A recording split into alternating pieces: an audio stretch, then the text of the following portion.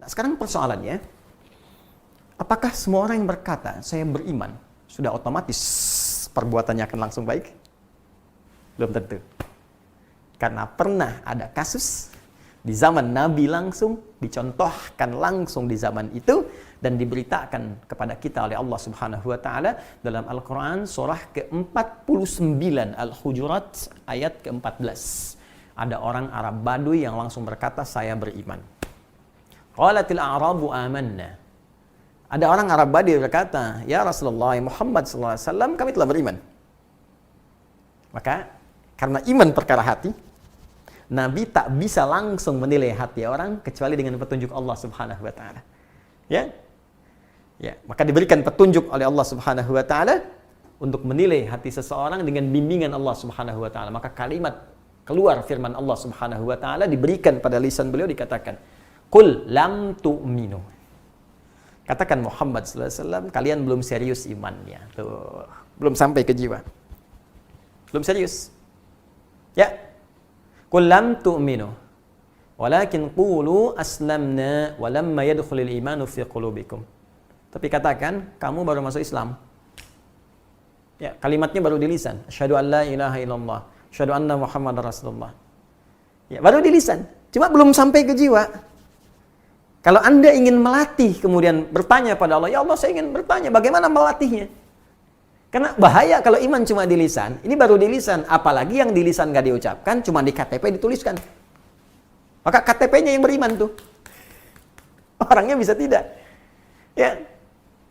Ini Anda bayangkan, diucapkan saja, nggak nyampe ke hati, bermasalah. Apalagi cuma dituliskan di KTP, di identitas, diucapkan nggak pernah. Itu yang paling bahaya. Jadi kalau iman itu betul-betul telah tersambung di hati kita. Misal kita ucapkan, asyhadu an la ilaha illallah, itu kalimat iman. Wa asyhadu anna Muhammadar Rasulullah, diucapkan di lisan. Dan masuk ke dalam hati. Ya, masuk ke dalam jiwa. Karena iman tadi pekerjaan hati. Maka iman yang ada di hati ini akan memberikan pancaran-pancaran, akan memberikan sinyal-sinyal kepada seluruh anggota tubuh kita untuk berperilaku, untuk berbuat. Dalam bahasa Arab, berbuat, berperilaku disebut amal namanya. Amal.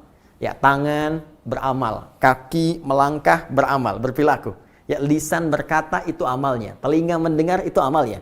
Maka iman ini bukan sekedar hadir dalam jiwa.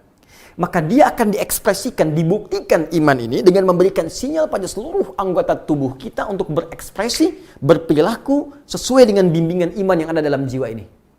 Karena itulah banyak ulama mengartikan ketika seorang sudah beriman, iqrarum bil lisan, ya, dia mengucapkan komitmen, ya, mengucapkan, menetapkan dengan lisannya, wa tasdiqum bil qalbi, dia benarkan, yakinkan dengan jiwanya, wal amalu bil jawarih. Setelah itu, iman yang terpatri di jiwanya akan membimbing seluruh anggota tubuhnya untuk berekspresi.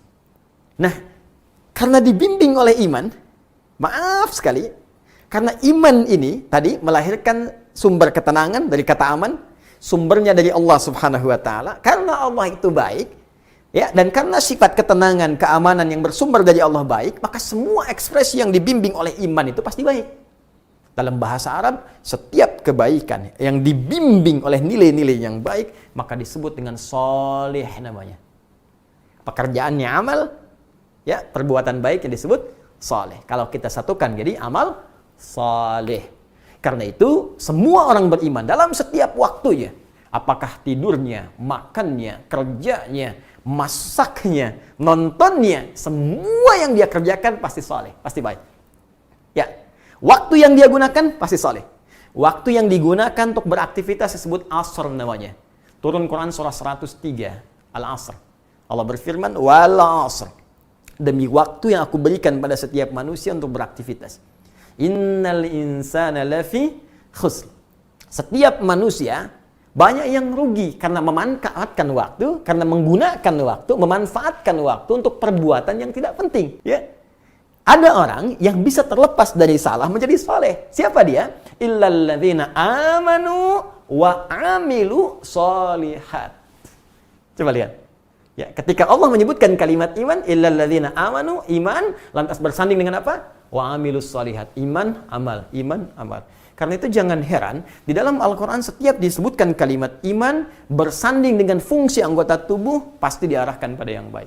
Jadi kalau orang sekedar mengucapkan saja, tidak dibenamkan pada jiwanya, perpatri di sanubarinya, maka iman itu tak akan membimbing dia menjadi pribadi yang baik.